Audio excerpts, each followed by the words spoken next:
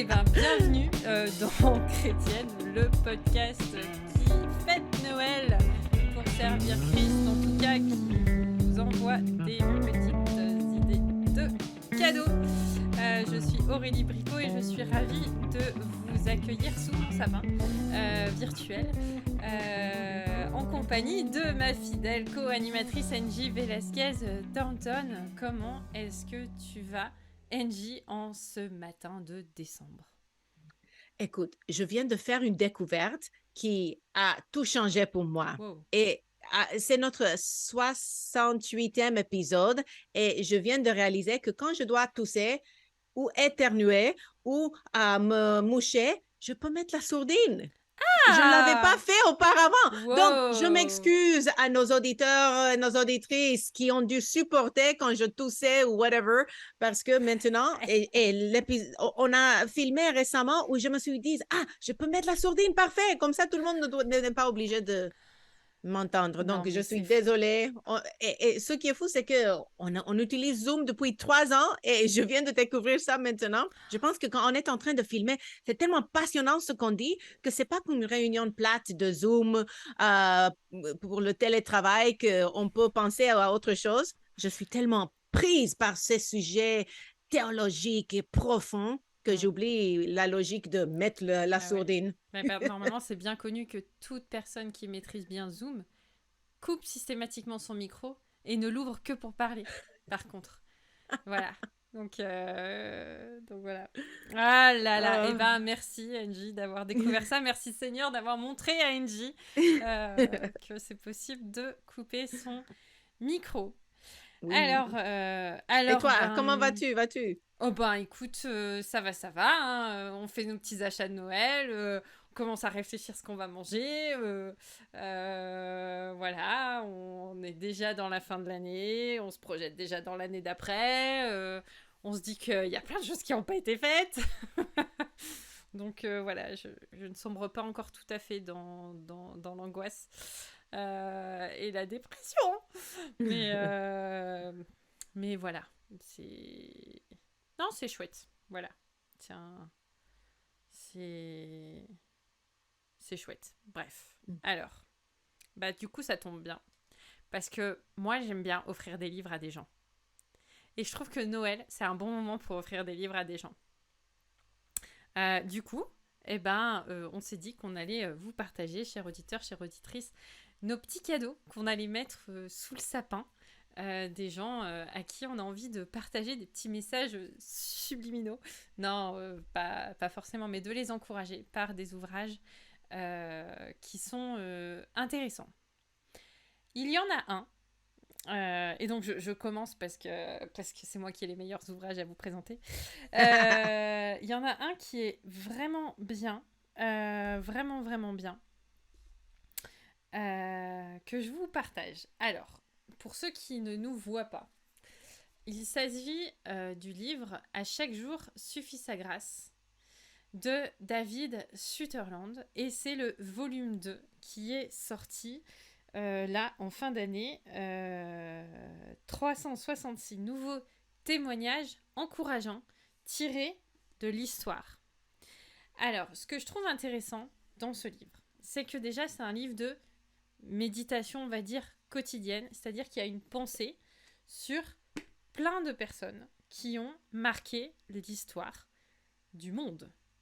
Je dis du monde parce que David n'est pas français, il est écossais et il aime beaucoup l'histoire. Et c'est quelqu'un qui me touche dans sa manière d'aborder l'histoire et dans ses connaissances. C'est un puits de connaissances. Donc il y a 366 personnages de l'histoire qui sont cités. Il a des petites anecdotes qu'il vous raconte dessus. Alors je vais pas spoiler ce qu'il dit, mais voilà, il parle de Billy Graham, il va parler de Calvin, il va parler de plein de gens super intéressants. Et puis il suggère aussi une lecture du jour qui est en lien avec l'histoire qu'il raconte. C'est, je crois, le seul pasteur historien que je connaisse. Donc, ce livre, il est bien parce qu'il peut s'offrir et à quelqu'un que vous connaissez dans votre entourage et qui aime l'histoire, mais il peut aussi s'offrir à un non-chrétien qui est passionné d'histoire, parce que c'est aussi un moyen de connecter certaines choses avec la foi. Donc, il est sorti aux éditions Clés. À chaque jour suffit sa grâce. David Sutherland, volume 2, mais il y a aussi le volume 1, si vous voulez vous faire plaisir. Wesh. Dirais-tu que ce serait aussi intéressant de lire en famille? Parce que parfois, les livres destinés vers les adultes ont des concepts qui s'expliquent à travers tout un chapitre, donc c'est un peu compliqué. Mais si chaque méditation est une unité littéraire en soi, elles sont courtes, est-ce que tu penses que ce serait même intéressant pour des moments en famille que les enfants et que les enfants peuvent suivre la lignée de l'histoire? Je pense, oui. Je te montre une page, mais tu vois, une journée, c'est juste une page. Moi, je l'ai mis sur la table de nuit de ma fille, qui a 12 ans et demi. Et je lui ai dit, vraiment, tu vois, c'est quelque chose de chouette. Je pense que c'est accessible. Et puis, c'est vraiment l'occasion de voir comment Dieu a agi aussi à travers l'histoire et à travers des hommes et des femmes d'une manière spécifique. Donc franchement, même pour les ados, c'est sympa. Il y a des bons encouragements à prendre. Super. Alors, un deuxième ouvrage. Mais bon, presque on en a tellement parlé que je ne sais pas si j'en rajoute une couche. Mais je vais quand même en rajouter une couche parce que je suis sûre que tout le monde ne l'a pas encore dans sa table de nuit. Le livre Vivre pour Jésus. Alors, pourquoi je vous en parle? Parce qu'il y a quelque chose qui est vachement bien avec ce livre, c'est qu'il est sorti dans plein de formats différents. Donc vous pouvez pas juste dire ouais mais moi j'ai un ado, il lit pas de livres, franchement je lui montre un pavé comme ça, un peu tu vois, de 230 pages, il part en courant quoi. Mais il existe aussi en audio et il existe aussi en e-book. Et quand on voit le temps qu'un ado passe sur un téléphone, je pense qu'en version e-book, ça pourrait presque passer de temps en temps. Donc Vivre pour Jésus, c'est un livre de Raphaël Charrier, principalement orienté pour les jeunes chrétiens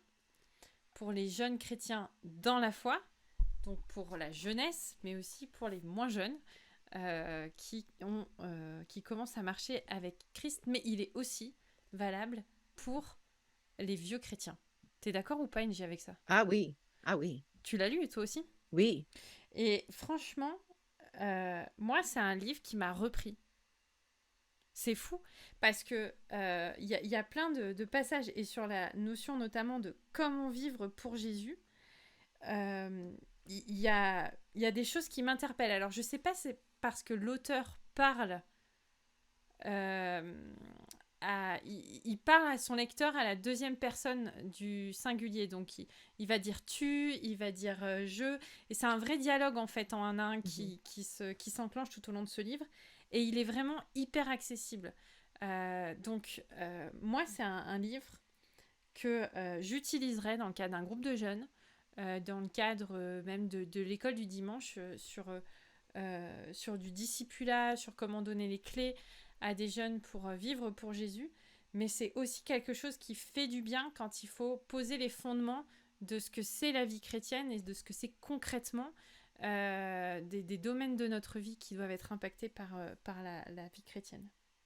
Oui, et comme j'avais dit dans la recommandation que je donne pour le livre, ça se voit que ces principes viennent du cœur d'un pasteur. Il est tellement pastoral, il est doux. La façon que Raphaël parle à ses lecteurs manifeste sa richesse d'expérience pastorale et tu te sens comme si tu es là en train de prendre un café avec lui. Donc, c'est vraiment quelque chose qui pourra aider un nouveau chrétien à aller plus loin avec quelqu'un qui le prend par la main. Yes, tout à fait. Tout à fait. Et ouais. Raph est aussi blogueur, surtout pour sagloire.com. Donc peut-être que vous vous dites qu'on fait de la promo, mais sachez qu'on ne touche rien, voilà, sur ce livre. Et que ça se saurait si on pouvait gagner notre vie en écrivant des livres. Il y a des gens qui seraient riches et c'est pas le cas. Voilà, donc Vivre pour Jésus de Raphaël Charrier aux éditions BLF. C'est un livre qui est à 19,90 € en version papier, mais en version audio. Vous pouvez aussi le trouver facilement. Et l'occasion aussi d'en rajouter une couche, et vous pouvez aussi, en lien avec ce livre, suivre une formation qui existe en ligne et qui s'appelle Suivre Jésus, et qui est aussi à destination des personnes qui viennent de se convertir et qui ont besoin de poser les fondements pratiques d'une vie chrétienne fondée sur la parole. Nous y voilà. Je passe à mon 3e ouvrage pour les adultes. Je voulais vous parler de Proverbes pour toi. Proverbes pour toi, il me semble qu'on n'en a pas parlé. Non. Même aux ouvrages de l'été? Non. J'avais Pas un que doute, pas que je me souvienne. Ok. Proverbe pour toi, c'est un commentaire qui est sorti chez BLF aussi, en partenariat avec Évangile 21, qui est un commentaire qui a été rédigé par Kathleen Nilsson. Proverbe pour toi, et il y en a un autre aussi qui est sorti avec Exode pour toi.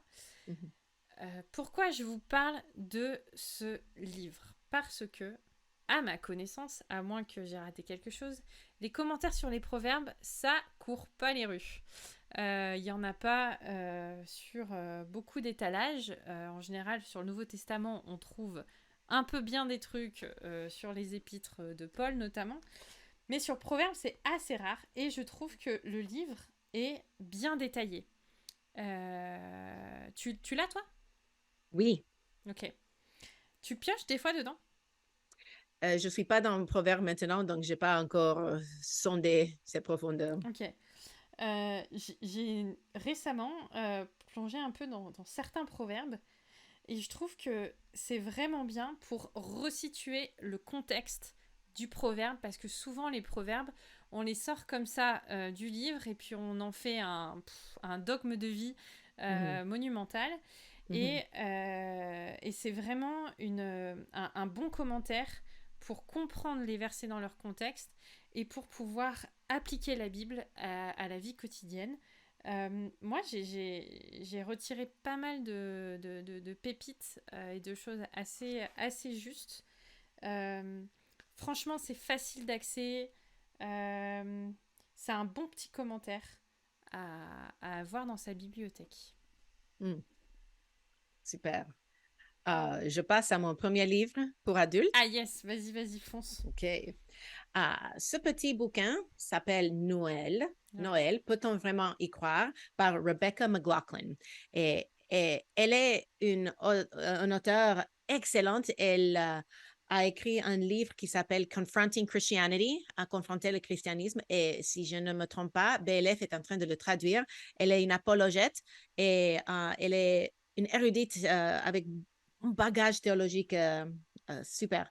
Et ce livre est très court et c'est censé être un outil d'apologétique de 72 pages. Donc, l'année passée, pour Noël, à notre église, on a commandé une boîte et on a distribué ça aux gens dans l'église pour qu'ils puissent les passer à ceux qui les entourent, qui démontrent peut-être un intérêt. Donc, elle adresse peut-être certaines questions que les non-croyants ont par rapport à Jésus, sa naissance surnaturelle, son existence même, le fait qu'une vierge puisse mettre au monde un enfant, ainsi de suite. Et je trouve que à Noël, c'est l'occasion de profiter du fait que même les musulmans au Sénégal fêtent Noël. Tout le monde fête Noël d'une façon ou une autre. Et on a un petit peu plus d'ouverture de parler de Jésus parce que même un athée ne va pas nier que, ah oui, les chrétiennes se souviennent de la naissance de leur prophète, sauveur, whatever, ce qu'ils croient que nous croyons. Donc, on peut profiter de l'occasion pour témoigner de Jésus et peut-être même commander pour votre église, ceux qui nous écoutent, pour que vous puissiez distribuer à Noël. Hmm.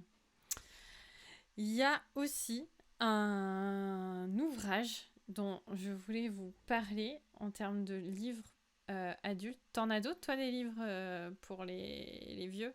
Ok. Oui, oui. Bah, vas-y, moi, il m'en reste qu'un. OK. Euh, Souvent, les livres que je suis en train de partager, la plupart, j'ai écrit des recensions de livres parce que j'aime bien promouvoir la lecture, non seulement par notre podcast, mais aussi par l'écriture.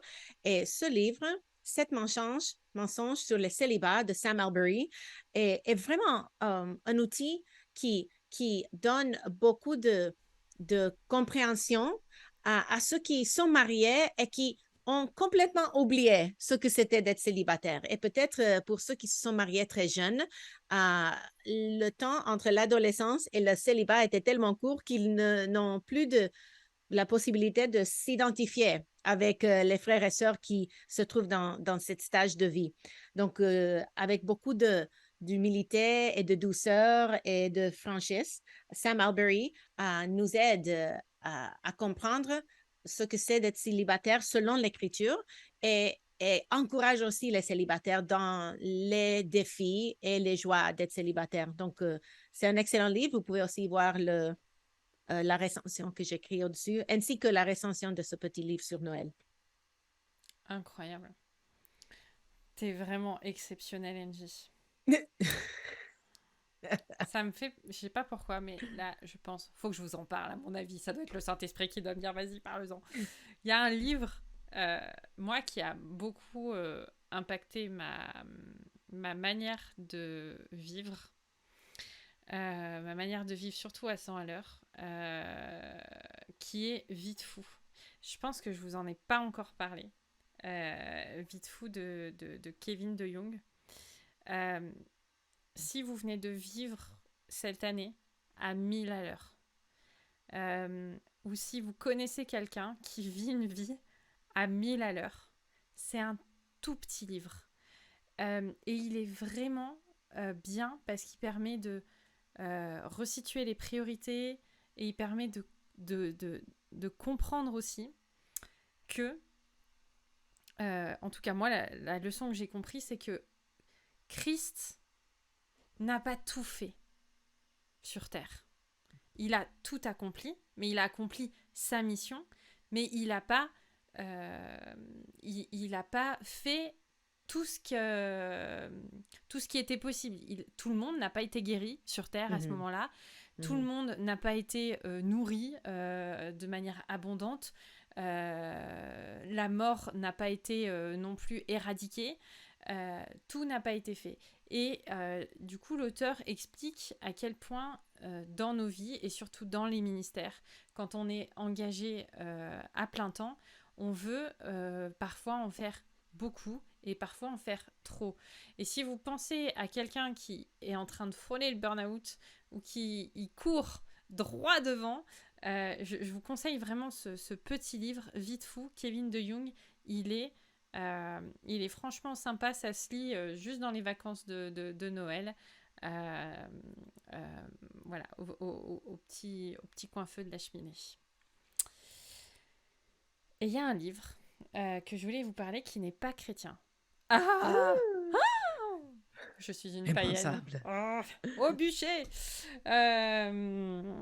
Il n'est pas chrétien, mais en fait, je l'ai lu dans le cadre d'un cours de counseling biblique. Comme quoi, tu vois, c'est même un Québécois qui m'a dit de le lire. Du coup, les Québécois, tous des libéraux. Celui-là, tiens. Un livre qui s'intitule « Les couples heureux ont leurs secrets ». De John Gottman et Nan Silver, qui sont tous les deux psychologues.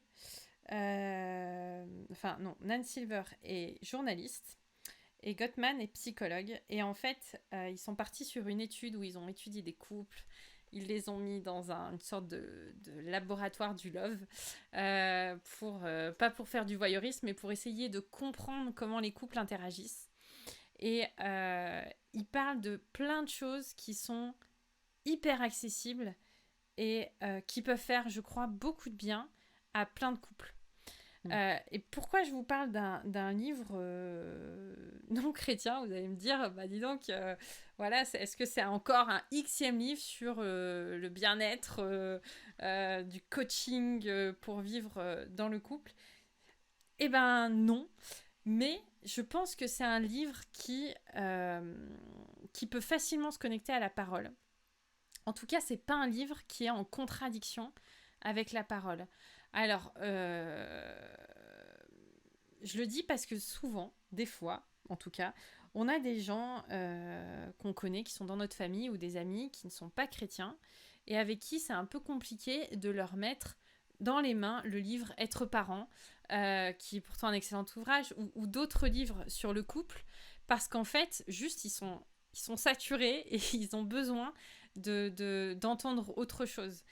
Et, euh, et ça parle notamment, moi, il y a quelque chose qui m'a beaucoup aidé. Ça parle par exemple des problèmes récurrents. Il y a des sujets de désaccord qui sont insolubles dans un couple. On peut passer notre vie à essayer de les résoudre, mais on revient à chaque fois tout le temps sur les mêmes choses où ça bute. Et parfois, ça peut sembler insurmontable, ou parfois on peut se lasser. Il explique, notamment à travers les 4 cavaliers, comment finalement la dégringolade dans un couple peut se lancer quand on est confronté à un problème. Voilà. Et il donne des clés sur comment désamorcer les conflits et comment vivre heureux. Donc, les couples heureux ont leur secret. C'est les 7 lois de la réussite. Vous trouvez ça sur Amazon. Il y a plein de formats différents. C'est dans la rubrique développement personnel, désolé. Mais franchement, c'est un petit livre qui se lit bien. Et je trouve que ça peut aussi aider des couples chrétiens à vivre d'une manière plus harmonieuse, plus sereine pour progresser. Et je trouve que ça revient au principe qu'on avait dit sur l'épisode qu'on a filmé récemment sur la parentalité, que parfois la grâce commune nous permet d'apprendre des experts dans un champ qui ne connaissent pas le Seigneur, mais qui sont créés à son image et qui ont de la sagesse à nous apporter. Donc, profitons-en. Ouais. Et puis dans le livre, vous trouverez, il y a des petits questionnaires qui permettent de faire un point. Et c'est aussi un livre qui permet de se remettre aussi en question sur quelle est finalement notre part de responsabilité, comment est-ce que j'influe sur ma vie de couple, comment est-ce que ça peut avoir aussi un impact dans ma famille d'une manière générale. Et tu sais, il a étudié des centaines et des centaines de couples dans son laboratoire. Et le gars, il dit qui, en quelques minutes, il peut prédire le divorce d'un couple avec un taux d'exactitude de 91%. Et je trouve que c'est...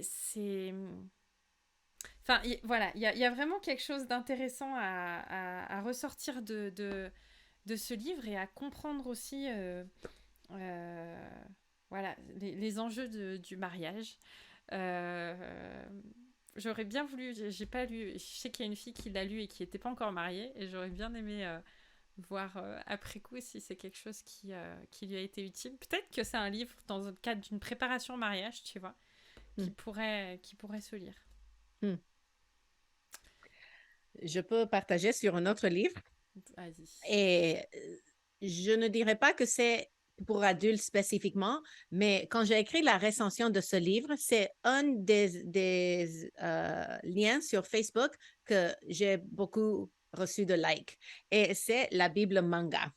Et je le partage parce que je pense que les adultes, il y a un certain type d'adultes qui aiment beaucoup les bandes dessinées. Ce n'est pas que pour les enfants.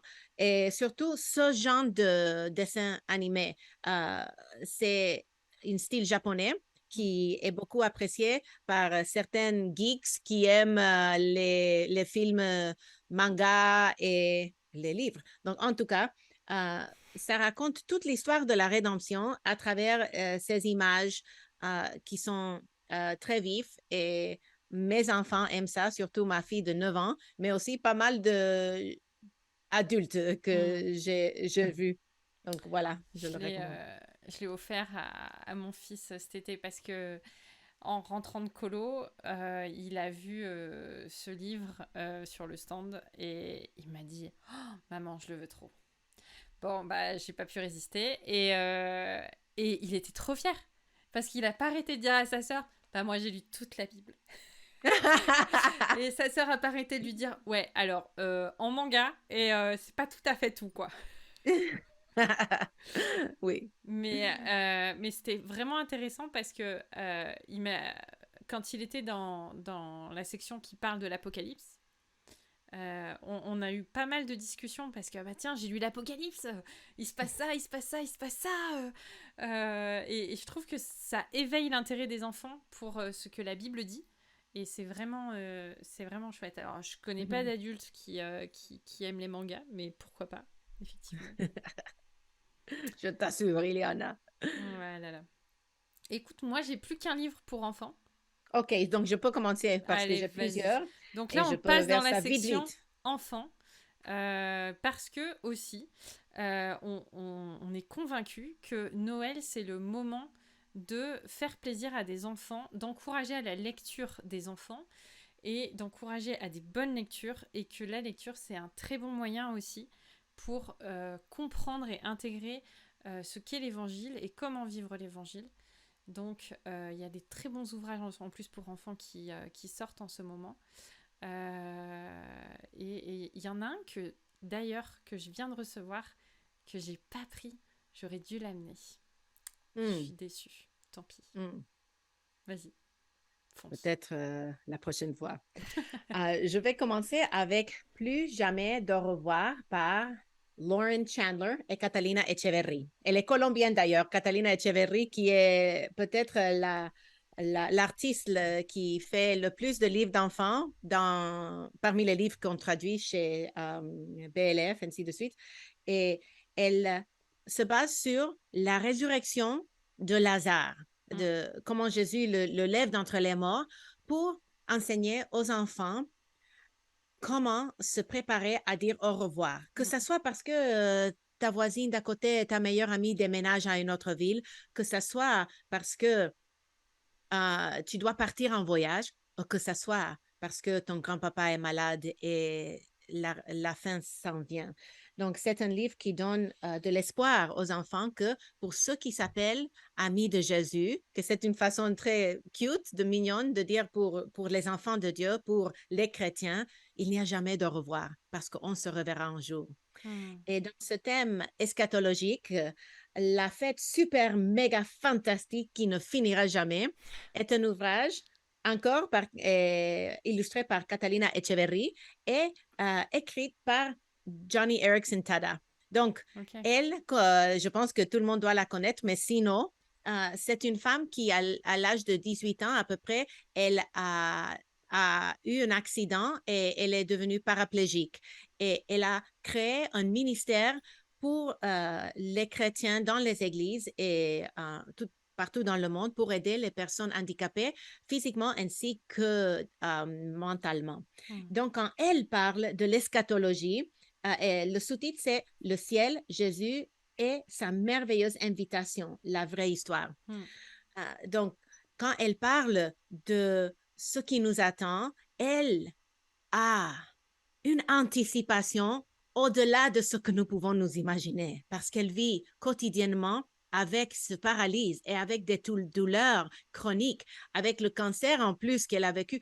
Elle est une femme déjà âgée, donc en tout cas, elle parle avec une autorité, mais aussi avec une douceur et c'est contagieuse. Quand j'ai lu ça avec ma fille, en fait, elle me l'a lu et c'était vraiment merveilleux de rêver de ce qui nous attend. Et parfois, ces livres aident même les adultes à comprendre des mystères que peut-être on ne s'arrête pas à penser. Par exemple, par rapport à la résurrection de Lazare. Quel était le but de l'histoire? C'était censé nous donner Mm.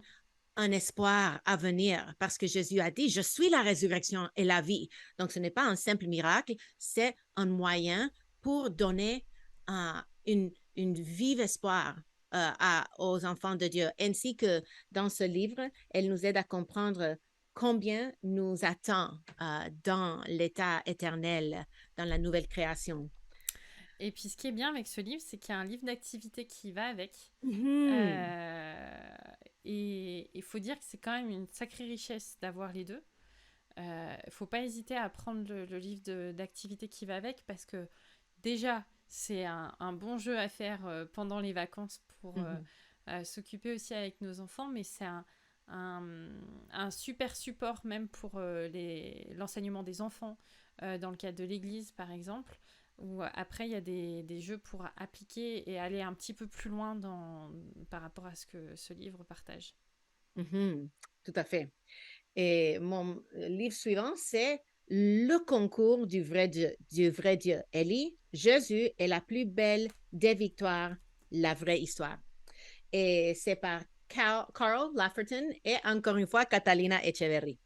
Et ce livre raconte l'histoire de Lee. Et si on connaît l'histoire, même nous les adultes, on peut dire, ah, c'est une histoire tellement cool. Dieu démontre sa puissance dans le récit de comment Élie démontre que les dieux de Baal sont impuissants. Mm. Mais il nous aide à comprendre comment interpréter ce passage à la lumière de la croix et la résurrection de Jésus-Christ. Et moi, j'avais jamais euh, réfléchi à comment la victoire sur ce mont, Mm. sur Baal, était un soupçon, un murmure, un avant-goût de la victoire de Jésus sur le mont de Calvaire. Et j'aime tellement quand ces principes d'herméneutique, d'interprétation biblique sont donnés aux enfants pour que dans l'avenir, ils se posent la question, et alors, comment est-ce que nous voyons Jésus-Christ dans cette histoire? Et comme tu disais, par rapport au cahier d'activité, je l'ai pour ce livre aussi. Et les enfants aiment ça, donc je le recommande. Est-ce que tu as un autre livre d'enfant? J'ai deux de plus, et puis je finis. Eh bien, j'ai retrouvé celui que j'ai pas amené. Après, c'est pas très très grave parce que à la base, un podcast, de toute façon, ça s'écoute, ça se regarde pas. Voilà. C'est le livre qui vient de sortir qui dit dis-lui tout, partout, toujours. Donc, c'est dans la même série que les deux que tu viens de présenter. Ah, tu l'as? Bah, tu vois. Ah, ma sœur, qu'est-ce qu'on est complémentaires, c'est incroyable. Et je trouve ça bien parce que c'est un livre sur la prière. Et c'est vrai que parfois les enfants ont du mal à intégrer ce que c'est la prière. Est-ce que Dieu m'entend vraiment? Est-ce que je peux vraiment tout lui dire? Et c'est un très bon livre pour donner envie aux enfants de prier. Et il y a un livre aussi d'activité qui est sorti avec. Et Angie va bientôt nous faire une recension sur ce livre parce que les livres qui parlent de la prière, elle fait toujours des recensions. Mais c'est aussi un bon moyen de parler de la prière aux enfants. Il existe une version audio de ce livre aussi qui peut être un bon moyen pour les enfants qui aiment bien qu'on leur raconte des histoires d'avoir quelque chose de chouette. Super. Voilà, et bah vas-y, comme ça on alterne. J'ai deux livres de plus. Ça, c'est La Promesse. L'extraordinaire histoire de notre Sauveur tant attendu. Ouais. Et c'est par Jason Helopoulos et illustré par Romel Ruiz. Et ma fille a beaucoup aimé parce que c'est un autre artiste. Donc, les illustrations sont différentes. Et aussi, ça démontre comment chaque prophète, chaque roi, chaque sacerdote qui est venu avant n'a pas pu accomplir ce que le peuple de Dieu en avait besoin.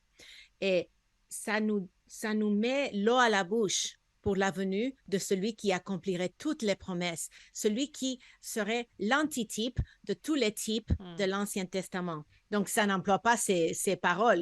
Il ne parle pas de type et antitype explicitement, mais ça aide les enfants à comprendre combien Jésus est supérieur parce qu'il est capable d'exercer son ministère parfaitement alors que tous les autres ont échoué. Et une image que ma fille a beaucoup aimée, c'est quand ça montre Moïse au pied de la montagne avec les tables de la loi brisées à ses pieds.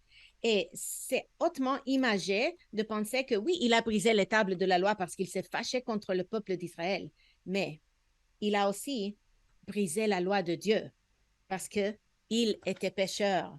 Il n'était pas comme Jésus-Christ qui a tout accompli en vivant une vie parfaite et sans péché.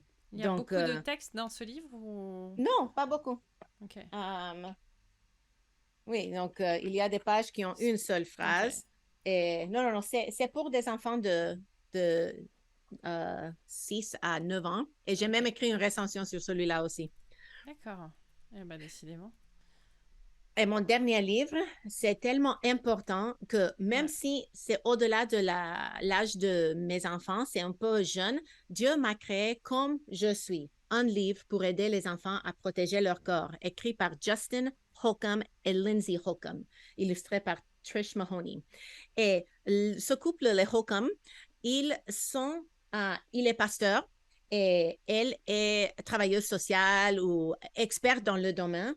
Et ils se sont consacrés, en plus du ministère pastoral, à aider l'Église dans le domaine des abus sexuels et à sensibiliser les parents et les leaders.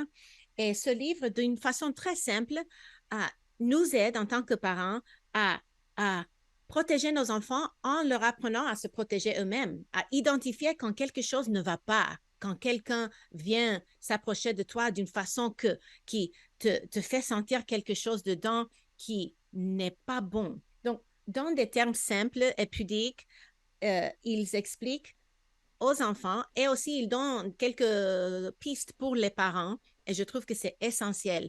Et quand j'étais à l'université, j'avais une amie qui, c'est une longue histoire, mais en tout cas, sa mère lui avait averti de ce qui pourrait lui arriver, donc de faire attention. Et puis, sa mère l'a laissé avec quelques amis, ses meilleurs amis à sa mère. Et puis, ils lui ont dit de se déshabiller à ma copine. Elle avait 5 ans. Elle a dit non. Et un enfant qui n'a pas été informé, formé, enseigné pourrait tout faire parce que c'est des gens de confiance, c'est tonton et tata.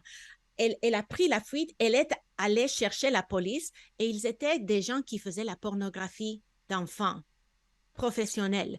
Et elle s'est sauvée parce qu'elle a dit, mes parents m'ont ôté un peu de mon innocence pour que personne d'autre ne puisse me la noter toute.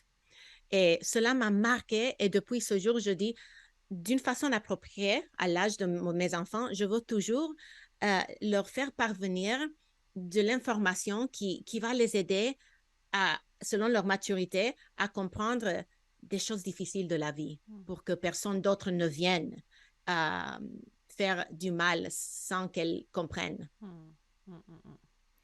T'as bien raison. T'as bien raison. Alors, mon dernier livre, mon deuxième livre pour enfants, c'est un livre qui est dans la collection des leçons de vie pour cœur tendre. Il y a plein de livres qui sont sortis comme ça. Zoé cherche un refuge. J'ai plus les titres. Jack se casse la fille. Non. Bref, c'est des animaux en général qui ont un petit prénom. Et celui-là, c'est Henri doit dire adieu. Leçon de vie pour cœur tendre. Quand tu as le cœur brisé, Henri doit dire adieu. J'avoue que c'est un livre où j'ai pleuré. Voilà, on se le dit. Ils sont assez rares, les livres qui parlent du deuil, de la mort. Ça rejoint un petit peu Plus jamais de revoir dont tu as parlé un peu plus tôt. Mais c'est vraiment un livre qui va plus loin parce que il explique, et notamment à la fin, ce que la Bible dit sur le deuil quand on perd un être cher. Et donc, c'est l'histoire d'un petit hérisson qui s'appelle Henri. Et Henri, il doit dire au revoir à sa meilleure amie, qui est une coccinelle. Et sa meilleure amie, elle va pas très très bien, quoi. Et du coup, voilà, Henri doit apprendre à dire adieu. Et c'est un très bon livre pour parler justement du deuil à des enfants qui vivent cette situation et qui peut-être parfois ne la comprennent pas. Et à la fin, il y a cette petite section pour les parents qui s'intitule « Aider son enfant à surmonter sa tristesse ». Et c'est un livre qui a été rédigé sous la direction de Ed Welch, forcément, et il y en a plein d'autres dans la collection qui ont été rédigés par David Paulison. Donc c'est vraiment à fond counseling biblique, allez-y, foncez, il n'y a pas de doute à avoir, on est vraiment sur quelque chose qui est très bien construit, et donc en 6 étapes: aider son enfant à surmonter sa tristesse, le Seigneur ne minimise pas notre détresse et notre chagrin, parlez de votre enfant, parlez de votre propre tristesse, invitez votre enfant à parler, soyez patient, rappelez que Dieu est proche, que nous pouvons réconforter les autres, garder l'espérance, etc. Et à la fin, alors je peux pas vous les donner parce que mon fils les a découpés pour les garder lui, mais il y a des petites cartes postales avec des versets qu'on peut découper, personnaliser, garder, avec des versets qui nous encouragent, qui nous rappellent que Dieu compte nos larmes, que Dieu est notre consolateur. Et en fait, c'est chouette parce que c'est vraiment un livre qui invite à s'approcher de Dieu malgré notre tristesse et à lui apporter notre détresse. Henri doit dire adieu, et c'est vraiment une chouette collection. Si vous ne connaissez pas, il y a plein de choses. Voilà, Gustave perd le contrôle, ils en parlent à la fin. Zoé cherche un refuge, Talia sort de sa carapace, Galopin se casse la figure. Enfin bref, pour plein de leçons de vie sur différentes choses. Il y a aussi sur les mensonges, sur la colère. Il y a plein de choses. Et c'est qui l'éditeur? Excelsis. Excelsis, moi je suis jamais déçue, Excelsis. J'ai rien dit. On va couper ça au montage. On a fini? Moi, j'ai fini en tout cas. Ok. Et on va s'arrêter là. On va vous mettre toutes nos petites références dans les liens. Donc voilà, n'hésitez pas à utiliser ces liens. Parce que... On ne nous donne rien pour ce qu'on fait. On ne va pas nous payer. Eh bien si, en fait. Attends, on nous donne des livres. On nous envoie des livres parfois. J'ai un truc à dire. Si vous utilisez un lien Amazon qu'on vous a mis dans nos références et que vous achetez derrière ce lien qu'on vous a mis, que ce soit via le site... que si c'est par le site de TPSG, il faut savoir que ça aide TPSG. Ah, ok, je n'étais pas au courant. Exactement. Eh ben, je t'informe, voilà. Depuis que je mets mon nez dans les sous, voilà, ça aide le site, ça aide l'association à poursuivre ses projets. Voilà, on espère que ces petites idées de livres vous donneront des petites idées de petits cadeaux, peut-être pour vous-même ou pour des gens à qui vous pensez que c'est utile. En tout cas, on vous dit merci de nous avoir écoutés. N'hésitez pas à partager ce podcast si vous connaissez des gens qui sont en manque de références en termes de littérature chrétienne. Et vous pouvez nous écrire à chrétienne@toutpoursagloire.com, et c'est l'occasion de vous dire, envoyez-nous des sujets, parce que pour l'année à venir, on n'est pas un peu à sec, mais pas loin. On va finir tout ce qu'on a commencé, mais après va falloir qu'on fasse quelque chose, Angie. Oui. Le Seigneur va nous conduire. Ouais. On va faire le psaume 119, verset par verset. Ce sera bien. Incroyable. Voilà. Et je te souhaite de bons achats de Noël. T'emballe pas trop. Toi aussi. Merci beaucoup. Et puis je te dis à la semaine prochaine. À la semaine prochaine.